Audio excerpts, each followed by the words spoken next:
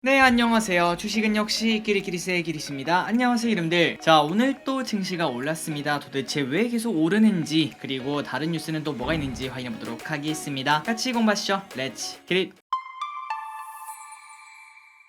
첫 번째 소식입니다. 어느덧 코스피는 2500을 코앞에 두고 있는 걸 확인할 수 있고 60일선을 살짝 짚고 올라가는 것도 오늘 체크를 할 수 있죠. 불과 3주 전에는 야 이거 2000 가는 거 아니냐 그런 얘기가 나올 정도로 증시가 매우 안 좋았는데 어느 정도 빠르게 반등을 해주면서 그때와 지금의 계좌 차이는 엄청날 거라고 생각을 해볼 수 있습니다. 아마도 많은 분들이 야, 아직까지 많이 배고프지만 그래도 이 정도면은 괜찮다. 슬금슬금 더 회복하면 되지. 이런 생각을 하실 것 같아요. 그리고 이 와중에 강세장이 온 거 아니냐, 약세장이 끝난 거 아니냐 이러한 의견도 속속 등장하고 있는데요. 그렇다면 오늘 기술적 분석가들은 도대체 어떻게 보는지 보도록 하겠습니다. 매크로가 아니라 기술적을 딱 봤을 때 일단 결론적으로 말씀드리자면은 지금은 저점일 확률이 매우 높다 이렇게 베팅을 한다고 합니다. 그 이유가 뭔가 봤더니 지금 미국에서 20일 신고가를 쓴 종목의 수가 2000년 7월 이후 처음으로 전체 종목의 55%를 넘었다며, 그러니까 한쪽에 쏠린 상승이 아니라 전체적인 상승이 나온다는 거겠죠. 그리고 10일 하락 종목수 대비 10일 상승 종목수가 21년 2월 이후 처음으로 1.9를 돌파를 했다고 합니다. 그러니까 이 두 개의 지표 다 2000년 7월 그리고 21년 2월 그때 증시가 쭉쭉 올라오던 그때 나오는 신호니까 지금은 추가적인 상승 충분히 기대를 해볼 수 있다라고 볼 수 있다는 거겠죠. 그리고 플러스 지금 나타나는 지표를 봤을 때는 2009년, 2011년, 2016년 바닥 때 나타나던 그때 신호가 지금 나타나고 있는 걸로 충분히 해석을 해볼 수 있다고 합니다. 그리고 그 말인즉슨 시간이 얼마나 걸릴지 모르겠지만 결국은 또다시 증시는 쭉쭉 올라서 또다시 신고가를 쓰러 갈 것이고, 그리고 혹자는 올해 말까지 미국은 또 신고가를 쓸 거다 이러한 이야기를 하고 있는 걸 확인할 수 있죠. 물론 증시 예측엔 100%짜리가 없겠죠. 그렇기 때문에 그냥 믿거나 말거나 하고 넘어가시면 될 것 같은데, 하지만 최근 들어 낙관적인 생각이 조금 더 많아지고 있고, 그리고 그 와중에 실제로 증시도 계속 오르고 있다는 것은 충분히 긍정적인 신호라고 생각을 해볼 수 있습니다. 일단 8월까지는 쭉쭉쭉 계속 올랐으면 좋겠네요. 그런데 지금까지 본 거는 바로 기술적 분석입니다. 하지만 기술적 분석으로 전부 다 파악할 수는 없겠죠. 결국 주가는 실적의 함수인 걸 아마도 기분들 알고 있을 거라고 생각합니다. 실적이 향후 오르면은 당연히 주가는 중간중간에는 흔들리는 경우가 있겠지만 결국은 올라가는 걸 우리가 전부 다 알고 있죠. 그렇기 때문에 가장 중요한 거는 그냥 당장 내년에 실적이 오르니 많이 이게 중요할 것 같은데, 일단 신한금투는 실적이 조금은 별로일 것이다 라고 예측을 하고 있다고 합니다. 한번 계속 보도록 할게요. 결국 주가는 실적이 함수입니다. 물론 시장 분위기에 따라 그 폭이 조금 커지긴 하지만 코로나 때처럼 돈이 많이 풀리면은 실적 기대감이 훨씬 더 커지기 때문에 똑같은 실적을 받아도 주가는 더 많이 오르는 그런 현상을 나타냅니다. 그런데 지금은 긴축 정책을 하고 있기 때문에 똑같은 실적을 내도 오히려 저평가를 받는 그러한 현상이 나타나기도 하죠. 하지만 장기적으로 보자면은 결국은 실적이 올라가는 기업은 주가가 올라갈 수밖에 없다는 거 알고 계실 거라고 생각합니다. 그런데 신한금투는 기업들이 2분기에는 선방하고 있지만 3분기 이후 실적은 안 좋을 것으로 예상을 하기 때문에 증시가 추세적인 반등을 나타내기는 조금 어렵지 않겠니? 라고 예측을 한다고 합니다. 그러니 실적이 확실히 반등하는 걸 우리가 두 눈으로 볼 때까지는 박스권 전략을 추천한다라고 말을 했다고 합니다. 참고로 박스권 전략이라는 거는 위아래 10% 정도 잡고 그 다음에 주가가 좀 오르면은 매도하고 다시 내려가면은 매수하고 올라가면 또 매도하는 그러한 전략이라고 생각을 해볼 수 있겠죠. 그러니 결국 지금 우리가 봐야 될 거는 전체적인 증시 분위기는 안 좋을 수 있습니다. 하지만 중요한 거는 그 가운데 갈 놈은 간다, 이게 중요하겠죠. 그리고 그 근거는 테마주를 제외하고는 결국 실적이기 때문에 앞으로 3분기 4분기 그리고 내년까지 실적이 성장할 것으로 보이는 그런 기업들을 꼭꼭꼭 꼼꼼하게 선별해서 우리가 투자를 해야 되지 않나 라고 생각을 해볼 수 있습니다. 그냥 단순히 누가 말하는 거 보니까 이 기업 오른데 그렇게 해서 매수하는 거는 절대 투자가 아니라고 볼 수 있겠죠. 열심히 번 돈을 그렇게 무책임하게 냅두는 거는 그것도 직무유기라고 생각을 하고 있습니다. 여러분들이 투자하시는 종목들은 최소한 한 분기에 한 번은 관련 리포트가 나왔는지 확인을 해보시고, 그리고 나왔다면 꼭 한 번쯤은 읽어보시는 게 좋을 거라고 생각합니다. 그걸 읽을 때는 목표가를 읽으라는 게 아닙니다. 그 안에서 지금 어떤 식으로 보고 있는지, 앞으로 조금 둔화가 될 것인지 아니면은 실적 전망치가 올라오고 있는지, 그런 부분을 중점으로 실적이 어떻게 될지 예측을 하는 게 가장 중요하다고 볼 수 있겠죠.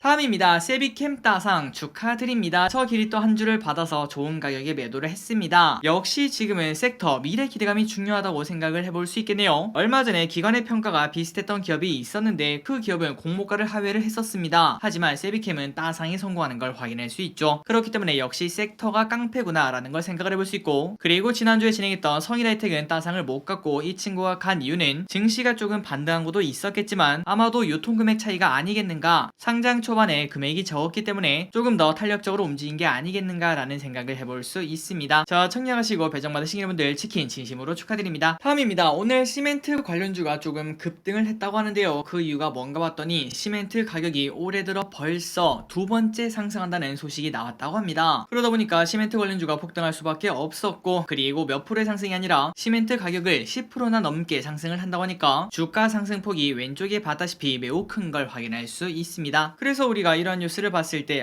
시멘트 관련주들이 실적이 좋아지겠구나 라는 생각을 해볼 수 있고, 그리고 그 반면 시멘트를 많이 사용하는 기업들은 조금은 상태가 안 좋겠구나. 예를 들자면은 건설사가 있겠죠. 만약에 건설사를 공부하고 있다면은 시멘트 가격이 오르면은 얼마나 타격을 보는지 그런 것들을 확인할 필요가 있다고 생각합니다. 다음입니다. 중국의 꼬장이 시작이 되었습니다. 대만 봉쇄 무력 시위를 진행을 한다고 합니다. 자, 이래도 되나 싶긴 하지만 대만 근처 해역에서 군사적 보복이 예상된다고 하는데요. 우리가 알고 있는 그러한 군사훈련은 물론 실탄훈련도 들어갈 예정이라고 합니다. 그런데 우리가 여기서 이 생각은 해볼 수 있습니다. 당연히 미국과 대만은 이러한 흐름을 예상을 했을 거예요. 그리고 앞으로 중국은 대만에 대해서 조금 더 꼬장꼬장 할 거를 생각을 해볼 수 있는데, 과연 미국과 대만은 어떠한 그림을 그렸기 때문에 이러한 선택을 했는지, 분명 어떠한 그림을 그렸을 텐데 과연 그 그림을 중국이 어떻게 방해할지, 이러한 수싸움을 잘 우리가 지켜봐야 될 것 같습니다. 다음입니다. 낸시 펠로시가 TSMC를 만나고 왔습니다. 만나고 온 이유가 뭘까요? 한번 보도록 할게요. 결론적으로는 반도체 패권 전쟁, 미국과 중국의 패권 전쟁이 심화되고 있다는 걸 우리가 확인할 수 있다고 합니다. 이번에 결국 낸시 펠로시가 TSMC를 만나서 한 이야기는 생산량을 늘려라, 그리고 투자 확대해라, 이 두 가지가 중점이었다고 한데요. 그래서 결국 대만 중국의 골이 깊어지는 걸 확인할 수 있는데, 여기서 우리가 생각을 해야 될 거는 단기간으로는 TSMC에게 분명 악재가 될 수 있다고 합니다. 중국의 견제가 들어가면은 당연히 대만 안에 공장이 있는 TSMC는 타격을 받을 수밖에 없다고 합니다. 그렇다면 그 빈자리가 분명 생길 거라고 생각을 해볼 수 있습니다. 그렇다면 그 빈자리 누가 노릴까요? 당연히 삼성전자겠죠. 그래서 삼성전자가 그 빈자리를 빠르게 장악할 수 있는 그 기회가 있을 수 있다고 하며, 결국 TSMC가 미국의 공장을 조금 더 빠르게 많이 지어야 될 텐데 그때까지가 삼성전자한테 중요한 기회가 될 수 있다, 이러한 시각도 있다고 합니다. 어떤 일이 생길지는 지금 당장 예측하기는 어렵겠지만 이 기회를 딱 잡아서 삼성전자가 쭉쭉쭉 올라갈 수 있는 그러한 기회가 앞으로 펼쳤으면 진심으로 좋겠습니다. 다음입니다. 어제 솔라나라는 코인이 또 말썽을 부렸다고 합니다. 이런 걸 봤을 때는 야, 코인 시장은 진짜 바람 잘 날이 없다 라는 말이 그냥 나올 것 같은데요. 이번에는 또 뭐가 문제인가 봤더니 메이저 코인 중 하나인 솔라나의 해킹 이슈가 나왔다고 합니다. 우리가 보통 알기로는 코인은 해킹이 불가능한 거 아닌가, 이러한 생각을 해볼 수 있는데, 하지만 이번에 해킹 공격이 나왔고 8,000개의 지갑이 공격이 당했다고 합니다. 그리고 이로 인해서 얼마나 털렸나 봤더니 무려 6천억, 이만큼이나 털렸다고 합니다. 그래서 이러한 소식에 어제 솔라나는 6% 넘게 급락하는 바 있었으며, 그나저나 왼쪽에 솔라나 일봉이 있는데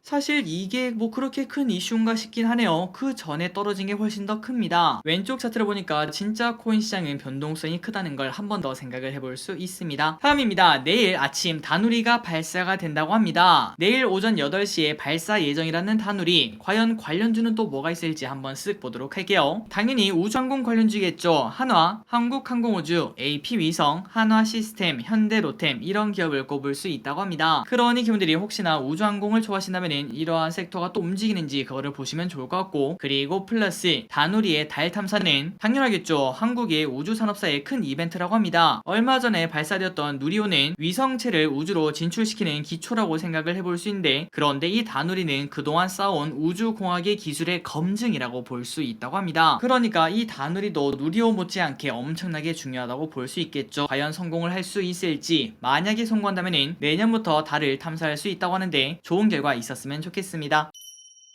다음 소식을 보도록 하겠습니다. 그나저나 우리나라도 지금 현재 달에 가려고 하고 있고, 그리고 이 흐름은 전 세계가 똑같이 달을 가려고 노력을 하고 있다고 하는데요. 그렇다면 갑자기 왜 전부 다 달을 가려고 하는지 그 이유를 보도록 하겠습니다. 자, 다누리뿐만 아니라 각국이 다시 한번 달로 진출하고 있다는 그러한 소리가 들린다고 하는데, 그 이유가 뭔가 봤더니 바로 우주기지 건설이라고 하네요. 우리가 우주에 관련된 영화를 보면은 가슴이 웅장해지는 그런 거 있지 않겠습니까? 그런 기지를 건설을 한다고 합니다. 직접 거기 가서 감자 한번 키워보겠다는 소리겠죠. 그렇다면 그 이유가 뭔가 봤더니 바로 인간의 기술로 충분히 갈 수 있는 거리라는 점, 이미 우리는 가본 적 있었기 때문에 지금은 훨씬 더 쉽게 갈 수 있다고 합니다. 그리고 달의 중력은 지구의 6분의 1이라서 달에서 만약에 뭔가를 쏜다면 적은 연료로 다른 행성을 향해서 발사를 할 수 있다고 합니다. 이 부분이 큰 장점이라고 볼 수 있다고 합니다. 그래서 이런 것들을 생각하면 지금으로서는 우주기지 건설에 딱 맞기 때문에 달 개척을 이제 또 시작을 한다고 합니다. 그래서 미국에서 주도하는 아르테미스 프로젝트가 있는데요. 이 프로젝트는 25년에 사람을 달로 보냈다가 귀환시킬 계획을 현재 가지고 있다고 합니다. 그나저나 우주항공에 관련된 이벤트가 갈수록 촘촘해진다는 걸 우리가 생각을 해볼 수 있습니다. 우리가 이때까지 공부했다시피 주식이 오르려면 딱 두 가지가 필요합니다. 첫 번째는 실적이 필요하고요. 그리고 두 번째는 바로 이벤트라고 볼 수 있는데, 실적도 잘 나오고 있는 우주방산에 관련된 기업이 이제는 이벤트까지 등에 업으면은 어떻게 상승할지는 우리가 지금 예단하기는 좀 어렵겠지만 어쨌든 나쁜 흐름은 나타나지 않을 거다라고 생각을 해볼 수 있겠죠. 우주항공에 관련된 기업들, 그리고 로봇에 관련된 기업들 당연히 계속 공부할 필요가 있다고 생각합니다. 다음입니다. 지금 현재 개인분들이 가장 많이 사는 게 뭔가 봤더니 바로 인버스입니다. 왼쪽을 볼까요? 7월 1일부터 어제까지, 그러니까 한 달 남짓한 기간 동안 개인분들이 가장 많이 산 게 뭔가 봤더니 바로 곧버스, SKIT, 코스닥 인버스, 삼성전자 우선주, 그리고 OCI, 이렇게 5가지를 가장 많이 매수를 했다고 합니다. 그러니까 지금 현재 개인분들은 인버스, 곧버스, 그리고 미국 가면은 3배짜리 인버스 이런 거를 매수하고 있다고 생각을 해볼 수 있는데, 그런데 이 와중에 DB금투에서 절대 우리가 인버스를 사면 안 되는 이유를 한번 통계적으로 계산을 해봤다고 합니다. 한번 빠르게 보도록 할게요. 일단 그냥 인버스는 상대적으로 괜찮다고 볼 수 있습니다. 물론 가진 전 재산을 전부 다 인버스에 넣겠어, 이러한 과감한 결단은 조금 위험하다고 볼 수 있겠지만, 하지만 가진 돈의 얼마 정도만 해지용으로 쓰겠다, 이러한 것들은 좀 좋다고 볼 수 있겠죠. 그런데 중요한 거는 레버리지, 그리고 특히 3배 레버리지, 이러한 인버스는 최악의 선택이 될 수밖에 없다고 합니다. 그 이유가 뭘까요? 맞습니다. 항상 저기리시 말씀드렸다시피 평균적으로 봤을 때 모든 주식은 우상향하는 게 정상이라고 볼 수 있습니다. 그러니까 결국 시간이 지나면 주가는 올라가는 게 당연하다고 볼 수 있는데, 그 와중에 내려가는데 베팅하는 거는 당연히 바보 같은 선택이 될 수밖에 없다는 거겠죠. 그래서 통계를 한번 내봤더니 만약 3배 인버스를 샀을 때 반도체 관련 ETF든 아니면 그냥 나스닥이든 S&P든 그러한 ETF를 사고 40일 정도 들고 있었다면 플러스가 될 확률은 20%밖에 안 됐다고 합니다. 그러니까 3배짜리 인버스를 40일 동안 들고 있다면 5번 중에 4번은 손해로 돌아오는 걸 확인할 수 있다고 합니다. 그리고 플러스 인버스는 정말 웃기게도 얼마의 기간 동안 투자를 하는 게 가장 수익률이 높았나 이렇게 물어봤더니 하루만 보유했을 때 수익률이 가장 높았다고 합니다. 그리고 10일 정도 만약에 보유를 했다면 승률은 35% 정도로 뚝뚝뚝 떨어지는 걸 확인할 수 있다고 합니다. 그러니까 이렇게 정리를 해볼 수 있겠네요. 인버스는 절대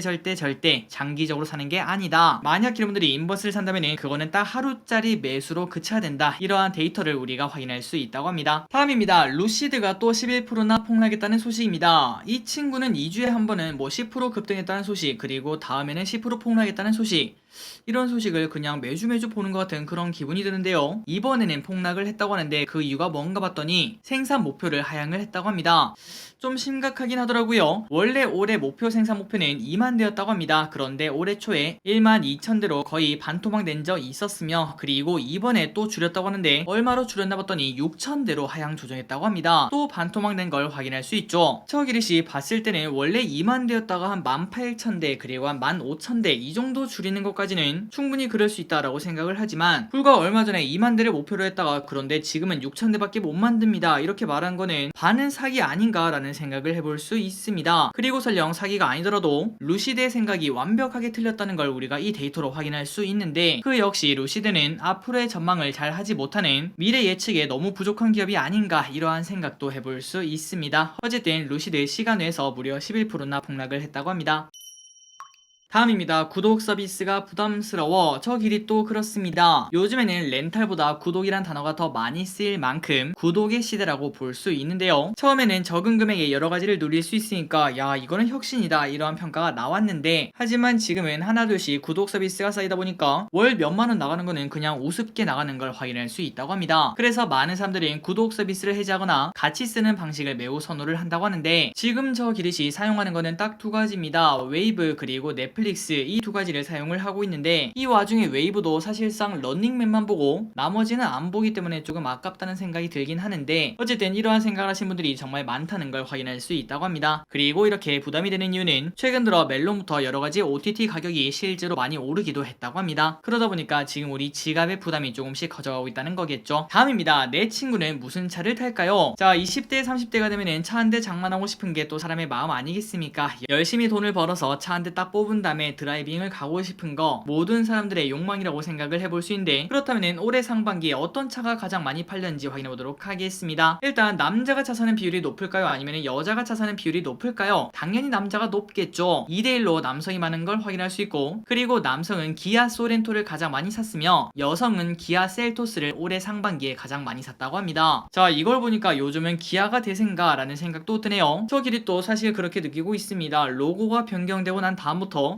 야 기아가 조금 더 이쁜 것 같다 라는 생각이 들긴 하더라고요. 어쨌든 계속 보자면은 20대부터 60대까지 과연 1등 2등 순위는 어떤가 한번 보도록 하겠습니다. 일단 20대 아반떼 그리고 스포티지 이렇게 1등 2등으로 가장 많이 사는 걸 볼 수 있고 다음으로 30대는 소렌토와 스포티지를 많이 샀다고 합니다. 다음으로 40대는 소렌토 카니발 50대는 그랜저 G80 확실히 50대는 그랜저 그 다음에 G80으로 이러한 세단을 많이 사는 걸 확인할 수 있다고 하며 마지막으로 60대로 가면은 그때는 이제 수익이 또 줄어드는 그런 시기가 아니겠습니까? 그러다 보니까 소나타와 그랜저를 1, 2등으로 많이 산다고 합니다. 확실히 이걸 보니까 트렌드를 확인할 수 있습니다. 20대 남성이 가장 선호하는 그리고 입문용 차량이라고 볼 수 있겠죠. 아반떼를 가장 많이 샀고 그리고 20대부터 40대까지는 SUV가 대부분인 것도 트렌드라고 생각을 해볼 수 있습니다. 그런데 50대 60대로 가면은 세단으로 넘어가는 거 이것도 특이점이라고 볼 수 있겠네요. 다음입니다. 미국에 상장한 지 2주 만에 2만%나 급등한 기업이 있다고 합니다. 그 이름 바로 AMTD 디지털이라고 하는데 왼쪽을 한번 볼까요? 어제 인터넷에서 돌아다니던 짤인데 어떤 사람이 3천만원을 여기에 투자하고 그리고 그 결과 7000%가 올라서 평가금이 22억이나 되는 거를 이렇게 인증을 했다고 합니다. 진짜 대박이라고 볼 수 있겠죠. 그렇다면 이 기업이 도대체 뭔지 한번 확인해 보도록 하겠습니다. 대박도 이런 대박이 없습니다. AMTD 디지털이란 기업은 뉴욕에 상장한 홍콩 핀테크 기업이라고 한데요. 상장한 지 2주밖에 안 됐지만 무려 2만%나 폭등했다고 합니다. 당연히 이러한 상승은 정상적일 수가 없다고 볼 수 있고 그러니 결국 밈주식 아니냐 작전 아니냐 이러한 이야기가 많다고 합니다. 그리고 플러스 이 회사도 내 주식이 왜 이렇게 올랐는지 모르겠어요 라고 밝힌 만큼 상황이 매우 이상하다고 볼 수 있고 어쨌든 이 기업이 엄청나게 급등을 했는데 하지만 이러한 작전주는 결국은 큰 피해를 또 낳을 수 있다는 거 절대 잊으시면 안 될 것 같습니다. 그러니까 절대 매수하면 안 되겠죠. 그나저나 왼쪽에 3천을 투자해서 22억이 된 걸 보니까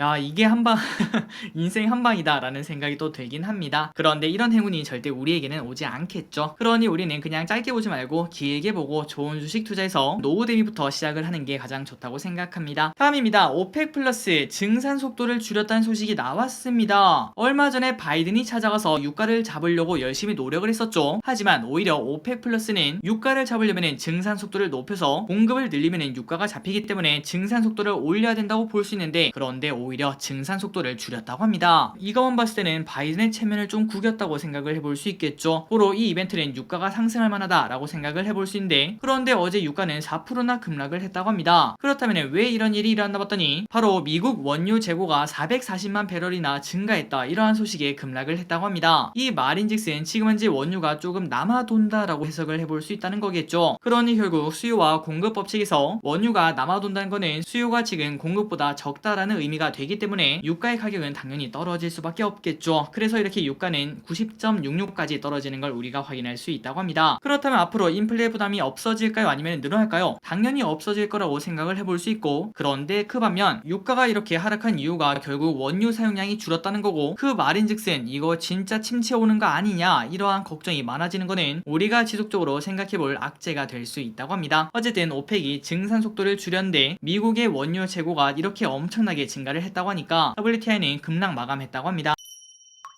다음입니다. 카카오 친구들이 미쳤어요. 2분기 카카오 그룹의 실적이 전부 다 선방을 했다고 합니다. 그래서 오늘 카카오 그룹주가 전부 다 급등하는 모습을 나타냈고, 일단 카카오는 컨센에 부합하는 실적을 내놨습니다. 그러니까 서프라이즈까지는 아니지만 걱정을 하지 않아도 된다고 볼 수 있겠죠. 그리고 어제 공개된 카카오 게임즈도 실적이 좋았으며 3분기가 더 기대가 된다고 합니다. 다음으로 카카오페이는 높은 이용자 수를 바탕으로 하반기 증권 MTS와 신규 보험 서비스 이용이 기대가 된다고 합니다. 마지막으로 카카오뱅크는 상반기에 순이익 1238억 원을 달성하며 최대 실적을 달성을 했기 때문에 위 같은 기업들이 전부 다 좋은 흐름을 나타내고 있다고 합니다. 과연 카카오가 다시 부활을 할 수 있을지 아니면은 하루짜리 반등일지 한번 지켜봐야 될 것 같습니다. 다음입니다. 이제는 포켓몬 떡이 출시가 되었다고 합니다. 포켓몬빵으로 대박을 낸 SPC 3랩이 이번에는 포켓몬 캐릭터를 활용한 떡을 16일에 출시 예정이라고 합니다. 그래서 어떤 떡인가 봤더니 왼쪽에 딱 보니까 백설기 같은 떡인 걸 우리가 확인할 수 있죠. 그리고 포켓몬이 인기가 좋다 보니까 사전 예약까지 진행을 한다고 합니다. 혹시나 기름들 중에서 자녀가 있으시거나 아니면은 여기에 관심이 있으시다면은 10일날에 사전 예약을 진행한다고 하니까 한번 알아보시기 바랍니다. 오늘의 기업 한 가지를 보고 끝내보도록 하겠습니다. 에코프로 PM 기승전 기차라는 말이 있을 만큼 2차전지의 미래는 매우 밝습니다. 그 와중에 에코프로 PM의 리포트가 나왔는데요. 장이 이런 와중에 또 대신증권은 목표가를 17만원으로 상향 조정했다고 합니다. 일단 에코프로 PM의 2분기 실적은 전년비 250%나 급등했으며, 그리고 3분기에도 견조한 실적이 나올 것으로 예상이 된다고 하며, 그래서 26년까지 누적 매출액은 58조를 달성할 계획이라고 합니다. 그만큼 실적이 깡패라는 소리겠죠. 그리고 실적을 보니까 지속적으로 완전 괴물같이 성장하는 걸 볼 수 있습니다. 그래서 올해 펀은 58, 이거만 봤을 때는 매우 높다라고 볼 수 있겠지만, 그런데 내년에는 39, 내후년에는 28까지 떨어지니까 만약에 이 성장 속도를 계속 이어나간다면 지금부터 주가 상승 여력 당연히 있다고 볼 수 있겠죠. 다만 개인적으로는 2차전지가 분명 무조건 싸다라고 말하기는 조금 어렵기 때문에 단기간으로 봤을 때는 조정이 분명 있을 확률도 있다고 볼 수 있겠죠. 그러니까 꼭 투자한다면 장기적으로 보시거나 아니면 어떻게든 최저점을 찾아서 투자하는 방법을 조금 찾아보시는 것도 괜찮을 것 같습니다. 자, 오늘의 공부 여기까지 끝났습니다. 항상 이렇게 같이 공부해서 진심으로 감사합니다. 지금까지 기리셨습니다. 빠이요.